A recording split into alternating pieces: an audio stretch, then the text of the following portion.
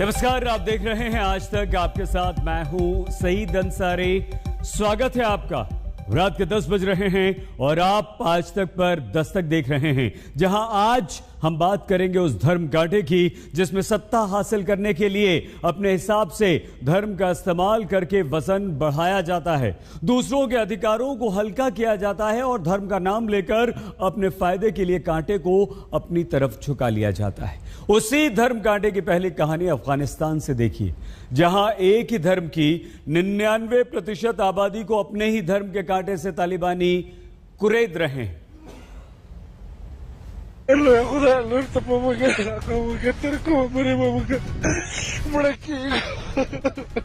एक अफगानी नागरिक जो काबुल के पास धमाके में उड़ाई गई गाड़ी और जमीन पर फेंके गए अपने मुल्क के झंडे को देखकर रोता है, खुदा को याद करता है।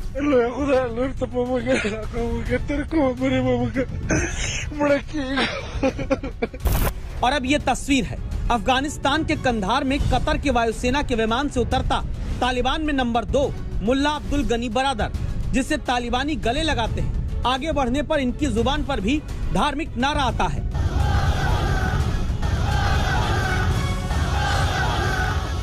अफगानिस्तान की इन दोनों तस्वीरों में धर्म को याद किया जाता है। एक में खुदा से बेबसी में मदद मांगता नागरिक और दूसरी तस्वीर में सत्ता हासिल करने जाते तालिबानी अल्लाह को सर्वोपरि बताते हैं। तो सवाल उठता है कि किसका धर्म सही है?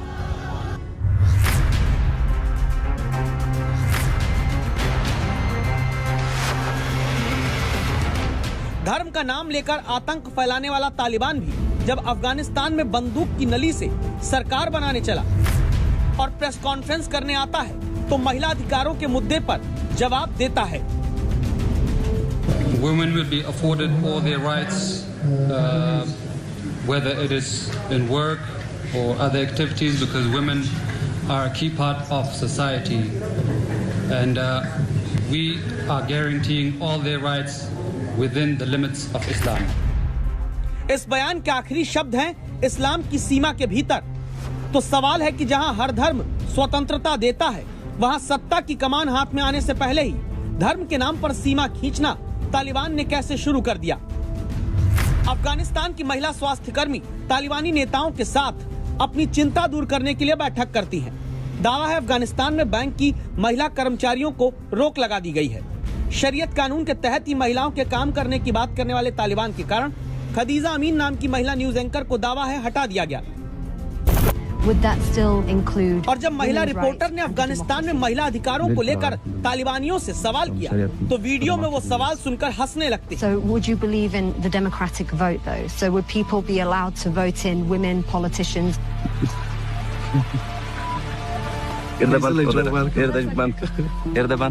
सच्चाई क्या यही है कि धर्म के नाम पर अपनी सरकारी दुकान अफगानिस्तान में खोलने चला तालिबान बदला नहीं है?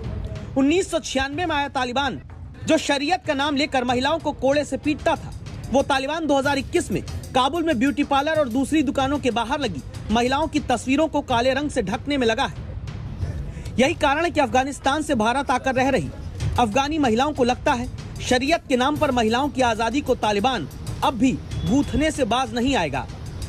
एक तरह के नहीं चाहते कि लेडीज बाहर निकले, लेडीज पढ़े, लेडीज के कोई अपना एक पहचान हो। वो बिल्कुल ऐसे है कि लेडीज को ये कहते कि बस घर पे रहो और कोई काम लेडीज का बाहर नहीं है।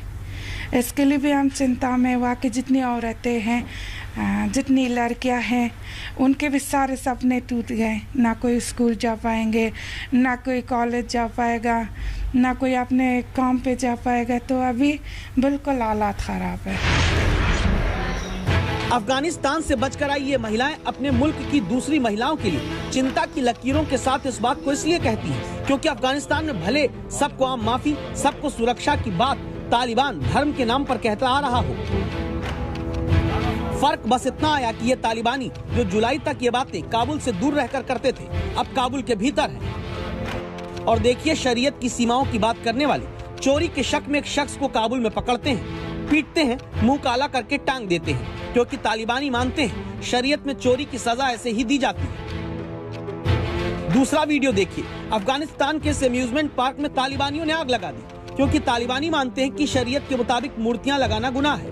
और एम्यूजमेंट पार्क में मूर्तियां थी तो पार्क में आग लगा दी। हर समाज और धर्म के भीतर लोगों के रहने के तौर तरीके, नियम कायदे होते हैं। शरीयत इस्लामिक समाज के भीतर रहने के उन्हीं नियमों का एक समूह है, लेकिन क्या इसकी सब अपने अपने हिसाब से व्याख्या करते हैं? एक तरफ सऊदी अरब है, दूसरी तरफ अफगानिस्तान। सऊदी अरब में भी धर्म के नाम पर शरीयत कानून चलाया जाता है, लेकिन सऊदी अरब में मेकअप करिए, ब्यूटी पार्लर जाइए, महिलाओं की तस्वीरें यहाँ आम है। अफगानिस्तान में धर्म की सीमाओं का हवाला देकर सरकार चलाने की बात करने वाला तालिबान ब्यूटी पार्लर के बाहर महिलाओं की तस्वीरों तक को काले रंग से ढक रहा है। ऐसे में आखिर शरीयत के नाम का इस्तेमाल क्या धर्म की बोली बोलकर सत्ता चलाने वाले अपने हिसाब से करते हैं? इस बारे में हम जानकार तक पहुंचते हैं।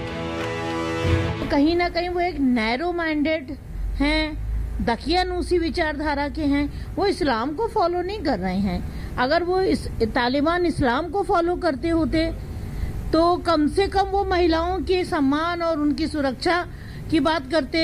वो किसी धर्म स्थल को नहीं तोड़ते। तालिबान ने तो मोहम्मद सल्लल्लाहु अलैहि वसल्लम की टीचिंग को भी नेग्लेक्ट कर दिया। इसीलिए अफगानिस्तान में सत्ता हासिल करने चले तालिबान की सोच को मान्यता नहीं दी जा सकती, जो अपने हिसाब से अपनी चलाने के लिए धर्म को ही सर्वोपरि बताने वाले कंधे का इस्तेमाल करता है। काबुल से नवीद सुल्तानी के साथ आज तक ब्यूरो।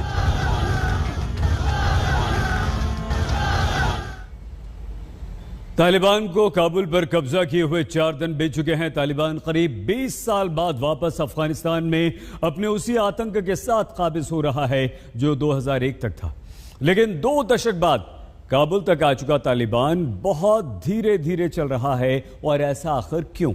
दुनिया भर में इस सवाल को पूछा जा रहा है कि आखिर कारण क्या है कि जैसे तमाम दूसरे देशों में किसी विद्रोही, किसी आतंकवादी संगठन के कहीं भी कब्जा करने के तुरंत बाद वो खुद को सत्ता का सिरमौर घोषित कर देता है, उसके उलट तालिबान 4 दिन बाद भी साझा सरकार बनाने की कोशिश में लगा है। 3 दिन बाद तो अफगानिस्तान में खुद तालिबान में नंबर 2 मुल्ला अब्दुल गनी बरादर पहुंचता है। दोहा में बातचीत चल रही है। तालिबान प्रेस कॉन्फ्रेंस कर रहा है। टीवी एंकर के साथ तालिबानी प्रवक्ता बात कर रहे हैं। महिला पत्रकारों के सवालों के जवाब तालिबान दे रहा है। एक आतंकी संगठन का ये संयम किस तरफ इशारा करता है?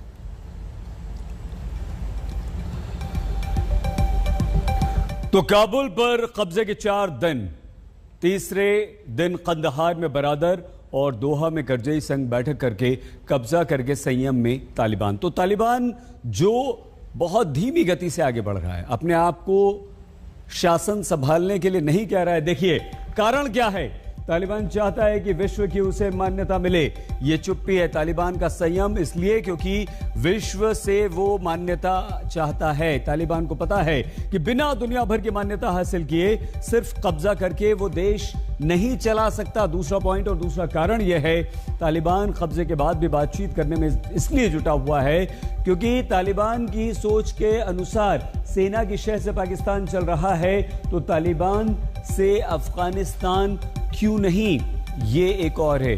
जानकार ये भी बताते हैं, देखिए ये चौथा कारण कि तालिबान को लगता है कि सऊदी अरब अगर उन्हीं शरीयत कानून के दम पर मान्य है जिनकी निंदा होती है, तो फिर अफगानिस्तान में क्यों नहीं तालिबान राज चल सकता है। तो ये वो 4 कारण है। कब्जे के बाद भी तालिबान चुप क्यों है, धीरे धीरे आगे क्यों बढ़ रहा है?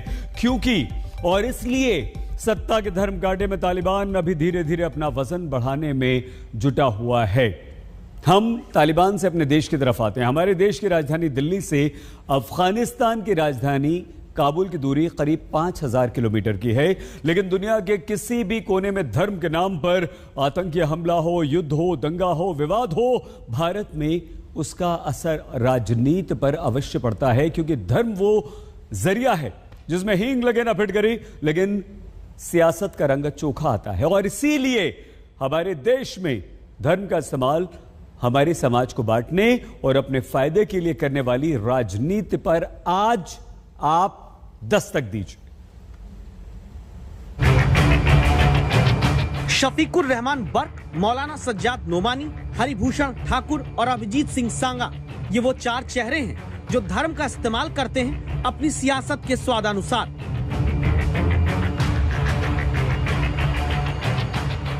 पहला नाम समाजवादी पार्टी के सांसद शफीकुर रहमान बर्क का, जिनके ऊपर तालिबान की तुलना भारत के स्वतंत्रता संग्राम सेनानियों से करने पर देशद्रोह का केस दर्ज हो चुका है। वो अपने देश को आजाद करने के लिए तालिबान के जरिए से, और तालिबान एक ताकत है, और वो उसने अमेरिका को पाँव नहीं जमने दिए, रशिया के नहीं जमने दिए। जब भी कोई किसी तो बहरहाल वो अपने देश को खुद चलाना चाहते हैं, अपने तौर पर चलाना चाहते हैं। संभल से समाजवादी सांसद को काबुल में किसी निर्दोष को ग्रेनेड लॉन्चर से लेकर AK-47 और AK-56 तक लेकर घेर लेने वाले तालिबानी आतंकवादी क्रांतिकारी लगते हैं। क्रांति वाली इस भ्रांति के मोतियाबिंद के शिकार संभव है शफीकुर रहमान इसलिए हो क्योंकि ये भी उसी शरीयत कानून के बड़े हिमायती हैं जिसका तालिबान है। हमारा देश जब अंग्रेजों के कब्जे में तो सारा हिंदुस्तान आज़ादी के लिए लड़ रहा था।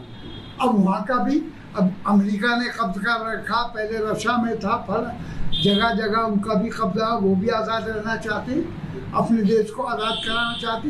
ये तो उनका पर्सनल मामला है। लेकिन जब तक शफीकुर रहमान अपने बयान का मतलब ये नहीं वो नहीं ये बताते, तब तक Maulana Sajjad Nomani all India Muslim personal law board के प्रवक्ता 2 कदम आगे बढ़कर आ गए।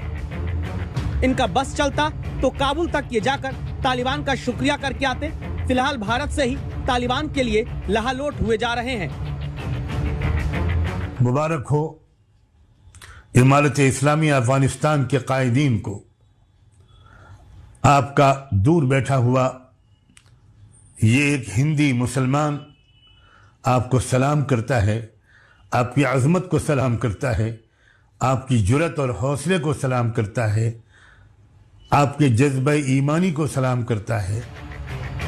सज्जाद नोमानी को 15 अगस्त को अफगानिस्तान के लोकतांत्रिक झंडे को समेट देने की ये तस्वीरें ऐतिहासिक लगती हैं। अफगानिस्तान की सरजमीन पर एक बार फिर ये तारीख रकम हुई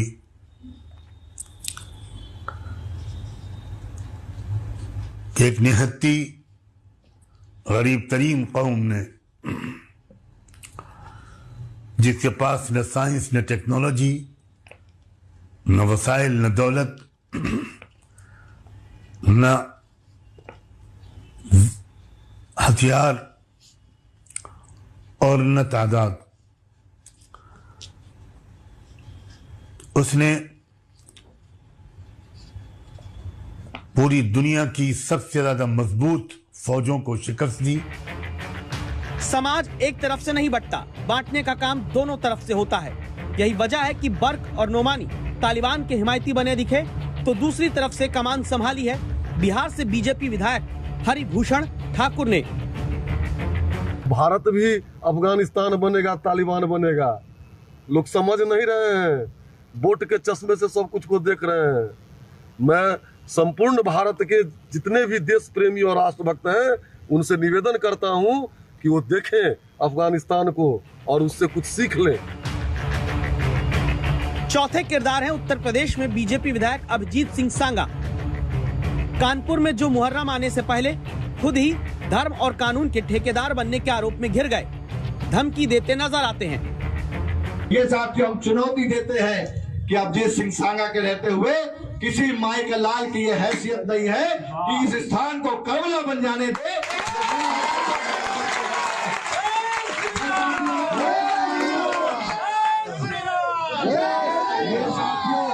इसके लिए बस आप लोग एकजुट रहिए। आज देश में मोदी की सरकार है और प्रदेश में योगी की सरकार है। और योगी की सरकार में ऐसे अराजक तत्व की ये हैसियत नहीं पड़ेगी कि यहाँ की धरती पर आकर के करबला बनाने का काम करें या कोई ताजिया दफनाने का काम करें, ये उनकी हिम्मत नहीं पड़ेगी। सुप्रीम कोर्ट तक कह चुका है राजनीति और चुनाव में धर्म का इस्तेमाल सेक्युलरिज्म की भावना के खिलाफ है। सुप्रीम कोर्ट कह चुका है कि राजनीति और चुनाव एक धर्मनिरपेक्ष गतिविधि है, लेकिन हमारे देश के नेताओं को भी धर्मनिरपेक्ष शब्द में सिर्फ धर्म ही चुनना आता है, वो भी समाज को बांटने के लिए। समर्थ श्रीवास्तव के साथ कुमार अभिषेक, लखनऊ आज तक। और जब धर्म का इस्तेमाल सिर्फ अपनी राजनीति के लिए सत्ता हासिल करने में होता है, तो जनता के प्रति राजधर्म निभाना क्या हमारी सरकारें भूल जाती हैं?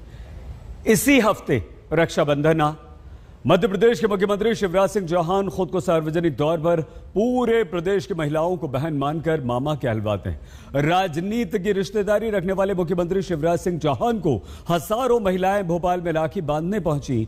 ये वो बहनें हैं जिन्हें 3 साल से शिक्षक के पद पर चयन करके भी सरकार ने बेरोजगार बनाकर छोड़ रखा है।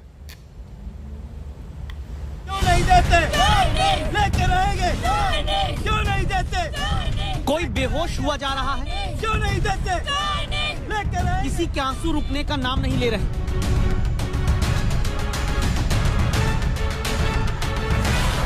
किसी ने अचानक अपनी सुध-बुध खो दी तो साथ ही उसी पोस्टर का पंखा बनाकर झलने लगे जिसमें अपनी मांग लिख कर लाए थे। राखी की थाली लेकर आए हैं, हाथ पर मेहंदी से इन महिलाओं ने लिखवा दिया, मामा की भांजी नियुक्ति लेने आई हूँ। कौन है ये लोग जो मध्य प्रदेश की राजधानी भोपाल में कान पकड़कर उठक बैठक करने लगते हैं अपने अधिकारों की मांग को लेकर? यहीं पर मौजूद आज तक संवाददाता रवीशपाल सिंह को अब सुनिए। रक्षाबंधन का त्योहार है तो जाहिर सी बात है अपने भाई यानी मध्य प्रदेश की बच्चियों के मामा शिवराज सिंह चौहान के लिए राखी लेकर के ये तमाम महिला चयनित शिक्षक भोपाल पहुंची हैं और मांग कर रही हैं, जो इनकी लंबी मांग है ज्वाइनिंग को लेकर के बीते 2 सालों से ये लगातार परेशान हो रहे हैं, प्रदर्शन कर रहे हैं और उसी के तहत राखी से ठीक पहले ये शिवराज सिंह चौहान मुख्यमंत्री के लिए रक्षाबंधन के इस पर्व पर राखी लेकर के पहुंची हैं तमाम महिलाएं। सरकारों का चरित्र जन कल्याणकारी होता है, ये सत्य ही अब पराजित होता दिखता है। जब भोपाल में बीजेपी दफ्तर के सामने पहले एक चयनित महिला शिक्षक बेरोजगारी के दंश के कारण कान पकड़कर उठक बैठक शुरू करती हैं, शायद इसलिए कि इन्हें लगने लगा है कि बेटी पढ़ाओ की बात क्या एक गलती है जिसकी सजा ये भुगत रही है। दंडवत हो जाती हैं सरकार के सामने अपनी नियुक्ति के इंतजार में और फूट फूट कर रोने लगती हैं।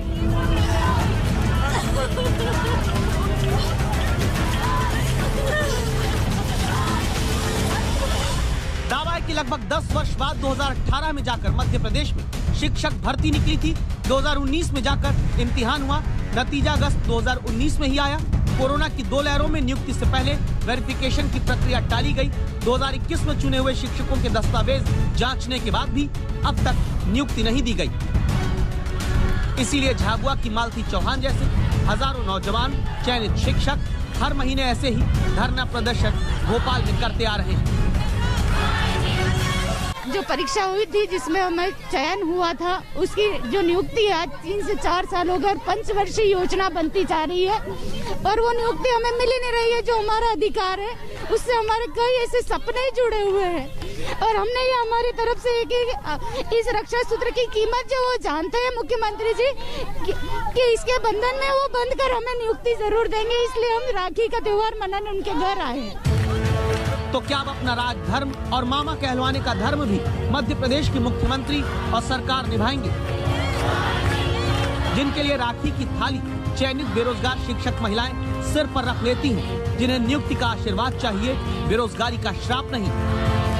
सर, बेरोजगारी सबसे बड़ा श्राप है। बेरोजगार है हम पढ़ लिख करके बेरोजगार हैं। हमको मोदी जी बोल रहे हैं वहाँ पर प्रतिभा के अनुसार अवसर देंगे, तो कहाँ है प्रतिभा के अनुसार अवसर? मामा जी कहते हैं 1 लाख रोजगार देंगे, तो कहाँ है? 22,000 15,000 लोगों को नियुक्ति नहीं दी जा रही है, तो फिर कहाँ है रोजगार? बेरोजगारी एक श्राप है, हमको बेरोजगारी से मुक्त करो, हमें रोजगार दो मामा। हमारे काबिलियत के अनुसार हमने एग्जाम पास करी है।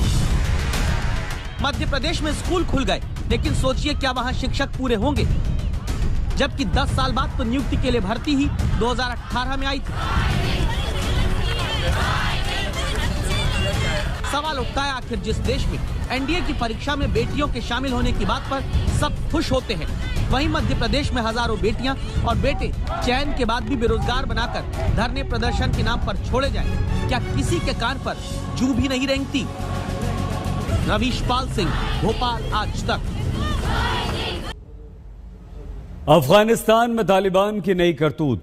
काबुल एयरपोर्ट को लेकर उसकी नई साजिश का खुलासा दस्तक के अगले हिस्से में हम आपको दिखाएंगे।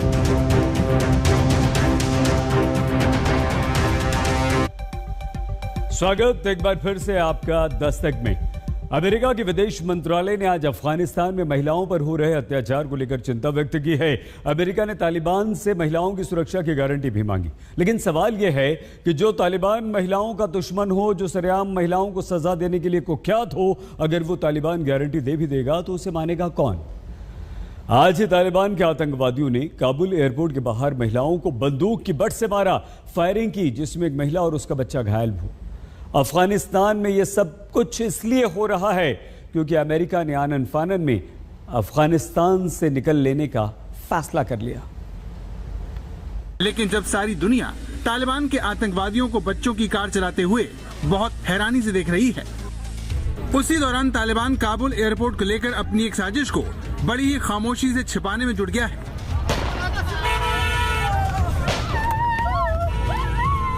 इस साजिश के बारे में बताएं, उससे पहले आपको काबुल एयरपोर्ट से आने वाली उन ताज़ा तस्वीरों को देखना चाहिए जो अमेरिकी खुदगर्जी को बेनकाब करती हैं। ये काबुल एयरपोर्ट की तस्वीर है जिसमें एक अफगान लड़की अमेरिकी सैनिकों से खुद को बचाने की अपील कर रही है।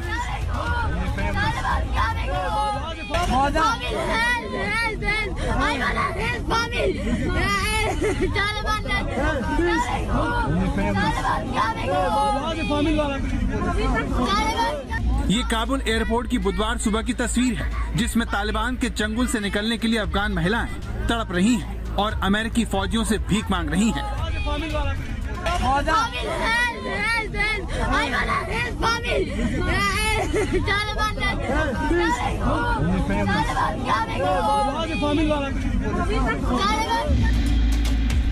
तालिबान भले ही लाख कहे कि वो बदल गया है, लेकिन अफगानिस्तान की महिलाएं उसे अच्छे से जानती हैं। इसीलिए काबुल में तालिबान की एंट्री के बाद से महिलाओं ने घर से बाहर निकलना बंद कर दिया है। And 2 days I don't see any girls in the street in Kabul. They are afraid. They are scared from Taliban. Taliban का यही डर हर किसी को काबुल एयरपोर्ट ले जा रहा है, जहां पहुंचकर हर कोई अपने मुल्क को अलविदा कह देना चाहता है। लेकिन 16 तारीख के बाद से यहाँ हालात बहुत खराब हो गए हैं। तालिबान के आतंकवादी एयरपोर्ट की दीवार के पास जाने वालों पर गोलियां बरसा रहे हैं। ये देखिए,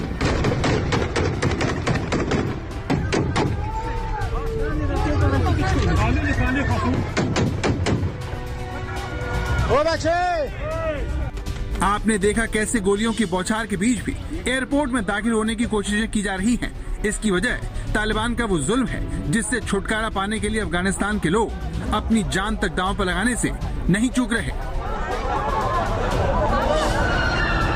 लेकिन इसके बावजूद काबुल एयरपोर्ट के बाहर हजारों लोगों की भीड़ जमा है जो दिन रात इसी तरह से तालिबानी आतंकवादियों की क्रूरता का शिकार हो रहे हैं। लोग यहाँ परिवार समेत पहुँच रहे हैं। हर किसी का मकसद एयरपोर्ट के गेट तक पहुँचना है, जिसके लिए भगदड़ मची रहती है।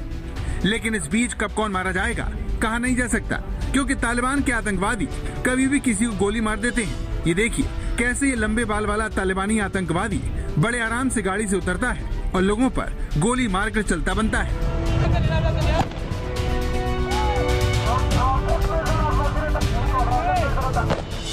ऐसा रात में भी होता है। काबुल एयरपोर्ट के बाहर आजकल कब फायरिंग हो जाएगी कोई नहीं बता सकता।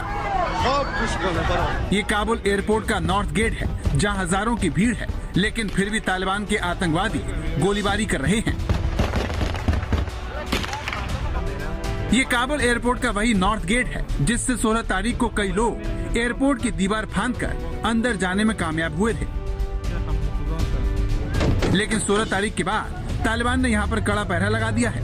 काबुल में लोगों के बीच खौफ और भी ज्यादा बढ़ गया है। काबुल से आई वीडियो बता रहे हैं कि तालिबान अब आम लोगों को एयरपोर्ट में दाखिल होने से रोक रहा है, भले ही इसके लिए उसे लोगों की जान ही क्यों न लेनी पड़े।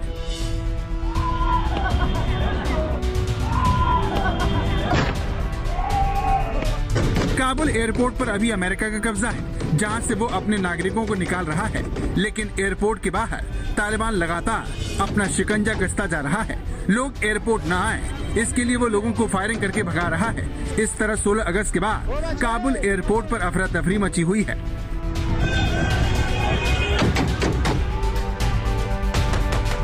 लेकिन काबुल से आने वाली ताजा खबर बहुत परेशान करने वाली है, क्योंकि काबुल एयरपोर्ट के बाहर तालिबान की गोली से आधा दर्जन लोगों के घायल होने की खबर है, जिसमें एक मां और उसका एक छोटा बेटा भी शामिल है।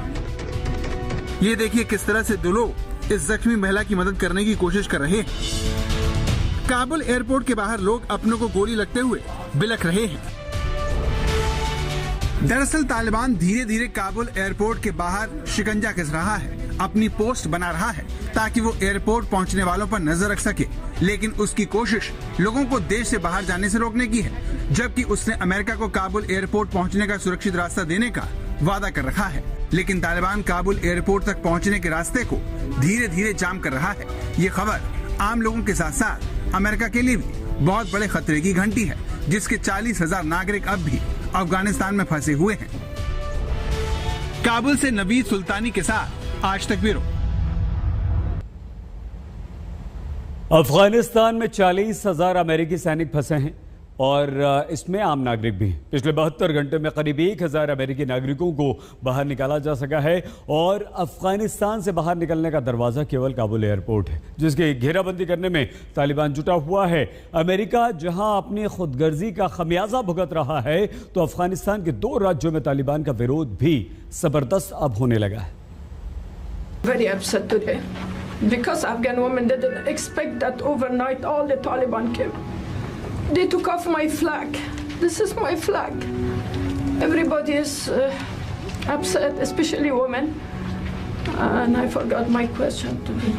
What do you ask? Where is my president? Former President Ghani.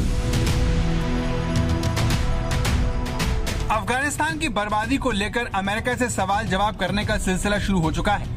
Afghanistan के लोग सीधे अमेरिका पर उंगली उठा रहे हैं, क्योंकि जिस अमेरिका पर भरोसा करके अफगानिस्तान के आम लोगों ने तालिबान से दुश्मनी मोल ली, वो काबुल पहुंचकर अमेरिका की मदद करने वालों को चुन चुन कर मारने में जुट गया है।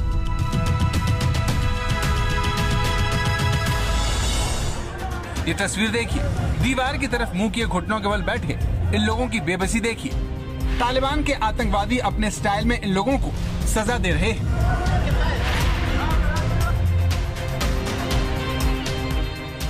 आतंकवादियों से महिलाएं अपने पति की जान की भीख भी मांगती हैं, लेकिन तालिबान के आतंकवादियों पर असर नहीं होता। अब ये तस्वीर देखिए, कार चोरी करने के आरोप में शख्स को पकड़ा गया और तालिबान ने आनन फानन में इसे सजा दे दी। तालिबान के नेता जहां दुनिया की आंख में धूल झोंकने में लगे हुए हैं, तो वहीं उसके आतंकवादी आम लोगों के घरों में घुसकर उन्हें सरेआम सजा दे रहे हैं। तालिबान के इसी खौफ के चलते अफगानिस्तान की सेना ने बिना लड़े ही सरेंडर कर दिया था। लेकिन अफगानिस्तान के कई इलाकों में जनता तालिबान के सामने आकर खड़ी हो गई है। काबुल से 80 किलोमीटर दूर जलालाबाद में तालिबान को अभी तक के सबसे बड़े विरोध का सामना करना पड़ा। तालिबान की सरकार के बीच यहाँ के लोगों ने अफगानिस्तान का झंडा लगा दिया, जिसे तालिबान ने हटाकर जब अपना झंडा लगाने की कोशिश की तो उसकी आम लोगों से झड़प हो गई।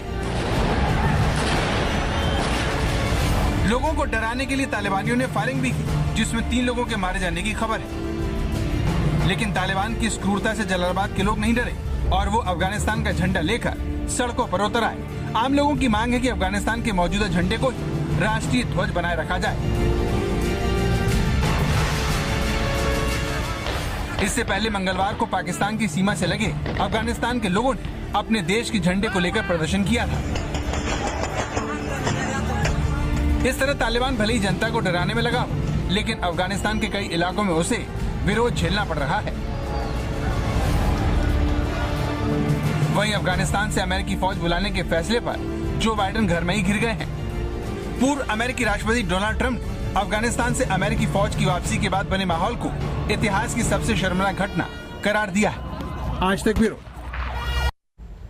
अफगानिस्तान में महिलाओं की सुरक्षा की चिंता सारी दुनिया कर रही है, लेकिन पाकिस्तान में भी स्थिति बहुत अच्छी नहीं है। पाकिस्तान में एक टिकटॉक वीडियो बनाने वाली महिला को 400 लोगों की भीड़ ने निशाना बना लिया, जिसके बाद सारी दुनिया में पाकिस्तान की किरकिरी हो रही है।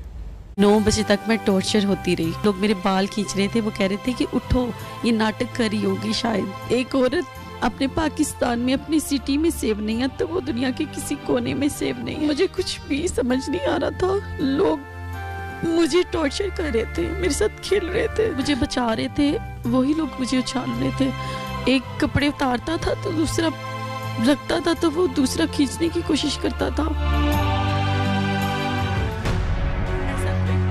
ये आप बीती एक पाकिस्तानी महिला की है जिससे 400 लोगों ने बदसलूकी की। पाकिस्तान में शर्मनाक वारदात 14 अगस्त के दिन हुई, जो उसका स्वतंत्रता दिवस है। सांस बिल्कुल खत्म हो गया। और इसी दिन लाहौर में जब टिकटॉक वीडियो बनाने वाली ये पाकिस्तानी महिला मीनारे पाकिस्तान गई, उस पर 400 लोगों की भीड़ ने हमला बोल दिया। पीड़ित महिला ने बताया कि भीड़ ने हवा में उछालकर उसके कपड़े फाड़े और मारपीट भी की। सोशल मीडिया पर जैसी ये खबर लोगों तक पहुंची, पूरी दुनिया में पाकिस्तानियों की किरकिरी होने लगी। ये खबर इंटरनेट की दुनिया में छा गई और ट्विटर पर भी #मीनारे पाकिस्तान ट्रेंड करने लगा। पाकिस्तान में टिकटॉक के जरिए अनैतिकता फैलाने का आरोप लगता रहता है, इसलिए इससे जुड़े लोग कट्टरपंथियों के निशाने पर रहते हैं। लेकिन इस बार तो लाहौर में जो हुआ उसने पूरे पाकिस्तान को शर्मिंदा कर दिया है। आज तक ब्यूरो। दर्शक में आज के लिए बस इतना ही। आप प्लीज अपना बहुत ख्याल रखिएगा। देखते रहिए आज तक।